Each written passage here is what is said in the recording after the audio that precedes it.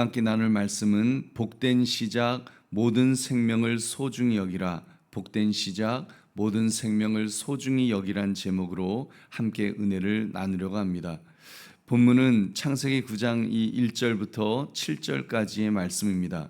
홍수 심판 이후에 노아와 그의 가족이 방주에서 나온 순간은 인류 역사상 어떻게 보면 가장 참혹하고 황폐한 그런 때였습니다. 그러나 그 순간 하나님께서 주신 첫 번째 말씀은 복이었습니다.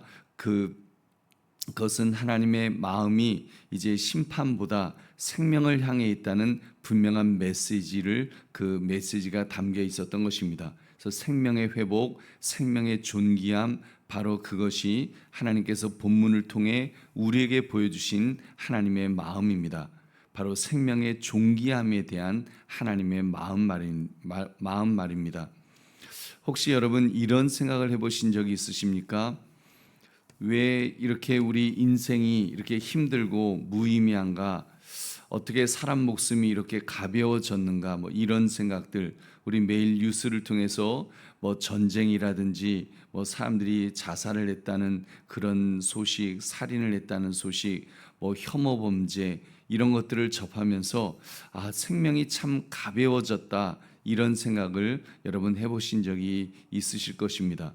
심지어 우리 자신조차도, 자신의 생명조차도 이렇게 하찮게 여길 때가 있지는 않으셨습니까? 여러분, 오늘 하나님께서는 바로 이런 우리에게 생명의 참된 가치를 보여주고 계십니다. 그러므로 복된 시작 모든 생명을 소중히 여기라, 이 제목을 가지고 하나님의 마음을 살피며 은혜를 나누시기를 주님의 이름으로 축원합니다. 우리 세 가지를 살펴보겠습니다. 첫째, 하나님은 절망적인 상황에서도 생명에게 복을 주시는 분이십니다. 복을 주시는 분. 우리 1절 말씀 같이 읽겠습니다. 시작. 하나님이 노아와 그 아들들에게 복을 주시며 그들에게 이르시되 생육하고 번성하여 땅에 충만하라. 아멘.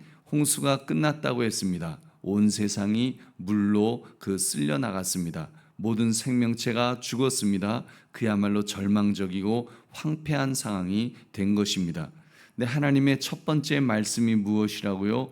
복을 주시며, 복을 주셨습니다. 심판이 아니라 이제는 회복입니다. 저주가 아니라 축복입니다. 여기서 이 복이라는 히브리어는 바라크라고 하는 그 단어인데, 그 뜻은 하나님이 직접 생명력을 부어주신다는 그런 의미입니다. 단순한 운이나 행운이 아닙니다. 하나님이 친히 생명의 근원이 되어주신다는 그런 뜻으로 지금 그 복을 말씀하신 것입니다. 그래서 생육하고 번성하여 땅에 충만하라.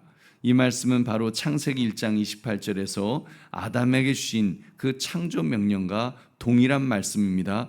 그 생육하고 번성하여 땅에 충만하라. 홍수 심판 후에도 하나님의 뜻은 변하지 않으셨음을 보여주신 것입니다. 여전히 생명을 사랑하시고 생명을 번성시키기 원하시는 하나님의 마음 말입니다. 우리 보배로운 성도님들, 여러분의 삶이 또는 저와 여러분 우리들의 삶이 아무리 절망적이고 황폐해 보일지라도 여러분, 하나님은 여전히 우리에게 복을 주시기 원하시는 줄 믿으시기 바랍니다. 여러분, 하나님은 우리에게 복을 주시기를 원하신다는 사실, 실패와 좌절, 질병과 고통, 가정의 문제와 경제적인 어려움, 그런 모든 그 어려움들이 있다 할지라도, 여러분, 그런 것들이 우리를 둘러싸고 있을지라도 하나님은 복을 주시는 분이시라는 것입니다. 여러분, 하나님은 우리에게 복 주시기를 원하시는 줄 다시 한번 믿으시기 바랍니다. 그러므로 이러한 하나님의 복이 여러분, 저와 여러분에게 충만하게 임하시기를 주님의 이름으로 축원합니다. 두 번째, 하나님은 생명의 존귀함을 피를 통해서 가르쳐 주셨습니다. 우리 3절 4절 말씀 함께 읽겠습니다. 시작. 모든 산 동물은 너희의 먹을 것이 될지라 채소같이 내가 이것을 다 너희에게 주노라. 그러나 고기를 그 생명되는 피채 먹지 말 것이니라. 아멘. 여러분, 홍수 이후에 이제 생태계가 변했습니다. 하나님께서 육식을 허락하셨습니다. 근데 중요한 조건이 있었습니다. 그러나 그 생명되는 피채 먹지 말라.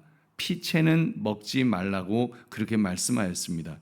여러분, 여기서 생명이라는 이 히브리어는 네페시라는 단어인데 그냥 육체적 생명이 아닙니다. 하나님이 불어넣으신 생명의 기운, 생명의 본질을 가리키면서, 그리고 그 피는 히브리어로 이제 그 담이란 뜻인데 그 생명 그 자체를 의미하는 것입니다. 그래서 레위기 17장 11절에서 육체의 생명은 피에 있음이라고 그렇게 말씀하셨던 것입니다. 왜 하나님께서 이렇게 그 노아에게 피를 먹지 말라고 하셨을까요? 그것은 생명의 주권이 하나님께 있음을 가르치시기 위함입니다. 피를 먹지 않는 것은 생명을 함부로 다루지 말라는 그런 뜻도 담겨 있습니다. 생명을 가볍게 여기지 말라는 뜻입니다. 5절 말씀을 보십시오. 내가 반드시 너희의 피, 곧 너희의 생명의 피를 찾으리니 짐승이면 그 짐승에게서, 사람이나 사람의 형제면 그에게서 그의 생명을 찾으리라. 아멘. 하나님께서는 모든 생명의 피를 찾으신다고 하셨습니다. 짐승에게 죽임을 당한 피도, 사람에게 죽임을 당한 피도 하나님께서 반드시 찾으신다고 하셨습니다. 여러분, 우리 이 말씀은 하나님께서 우리에게 이제 육식을 하시도록 그렇게 허락은 하셨으나, 그러나 생명이 얼마나 소중히 여기시는지, 하나님께서 생명을 얼마나 소중히 여기시는가를 보여주신 것입니다. 여러분, 이것을 우리 깊이 생각해 봅시다. 하나님께서 피를 먹지 말라고 하신 것은 생명의 존귀함을 깨우치시기 위함인 것입니다. 이것은 단순히 음식 규례를 넘어서 우리가 일상에서 생명을 어떻게 대해야 하는지를 가르쳐 주신 것입니다. 그래서 여러분, 똑같이 먹어도 우리가 이렇게 잘 먹어야 된다. 그래서 우리 요즘은 물론 건강 때문에 먹는 것이지만 달걀도 스트레스 받고 태어난 애들하고 이렇게 또 자유롭게 이렇게 모이를 쪼아 먹으면서 돌아다니는 방사라 그러나요? 하여튼 그런 애들하고 가격이 다르지 않습니까? 여러분, 물론 이제 우리가 스트레스 안 받은 좋은 고기를 먹으려고 그렇게 하는 겁니다만, 사실 그런 동물 복지, 동물에 대해서도 똑같이 잡아먹더라도 너무 괴롭혀서 잔인하게 잡아먹지는 말자. 여러분, 이런 정신이 바로 하나님의 마음인 줄로 믿습니다. 그래서 여러분, 우리가 말과 행동으로 남의 생명을 상하게 할 때, 자녀나 배우자를 함부로 대할 때, 그것이 얼마나 하나님께서 소중히 여기시는 생명을 훼손한 일인지 우리는 깨달아야 될 줄로 믿습니다. 그러므로 그 생명의 소중함을 깨달아서 존귀하게 여기시기를 주님의 이름으로 축원합니다. 세 번째, 하나님은 하나님의 형상으로 지음받은 생명 사례를 금하셨습니다. 우리 6절 말씀을 함께 읽겠습니다. 시작. 다른 사람의 피를 흘리면 그 사람의 피도 흘릴 것이니 이는 하나님이 자기 형상대로 사람을 지으셨음이니라. 아멘. 여러분, 이 말씀은 사형 제도에 대해서, 어떻게 보면 인류 최초의 사형 제도에 관한 말씀입니다. 여기서 중요한 것은 형벌 자체가 아니라 이런 원칙을 만드신 이유입니다. 이는 하나님이 자기 형상대로 사람을 지으셨습니다. 여러분, 사람은 하나님의 형상대로 지었기 때문에 그 생명 사례를 이렇게 금하셨습니다. 여러분, 여기서 형상이란 하나님의 본질적 속성을 닮았다는 의미입니다.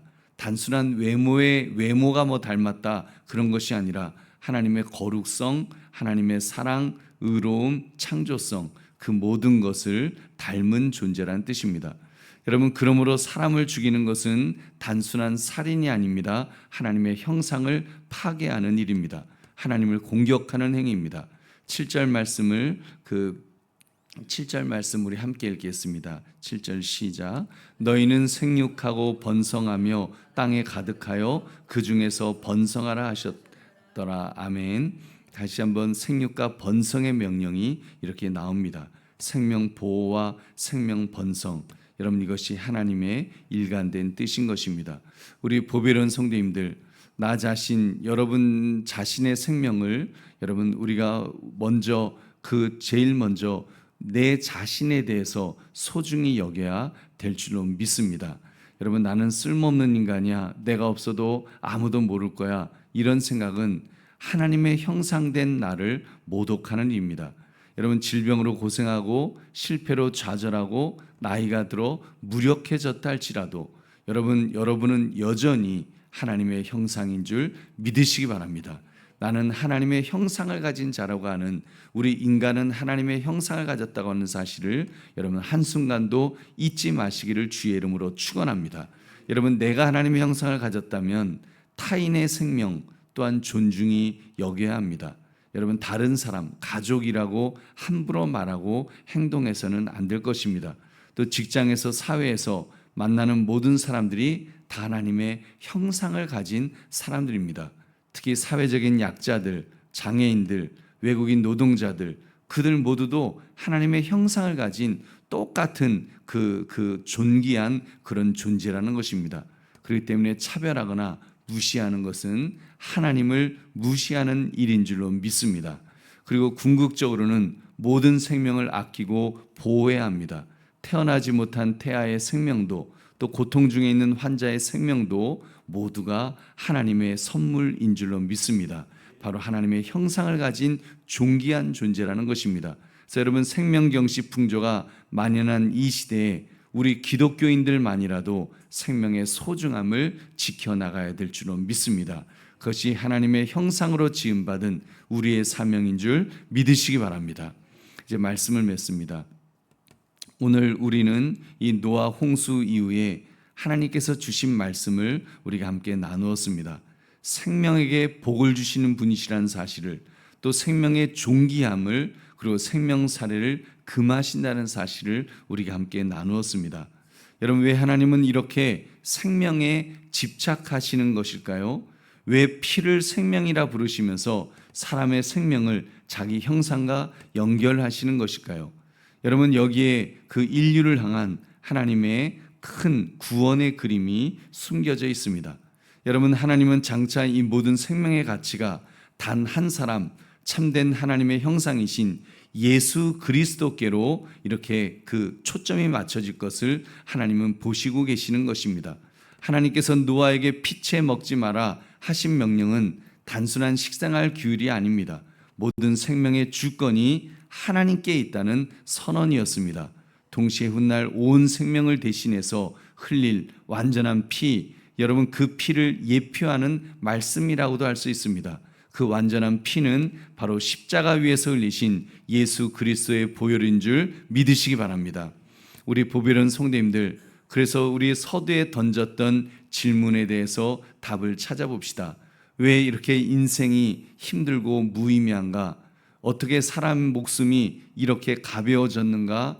여러분, 이런 질문에 대해서 여러분 그 답을 분명히 우리는 알 수 있습니다.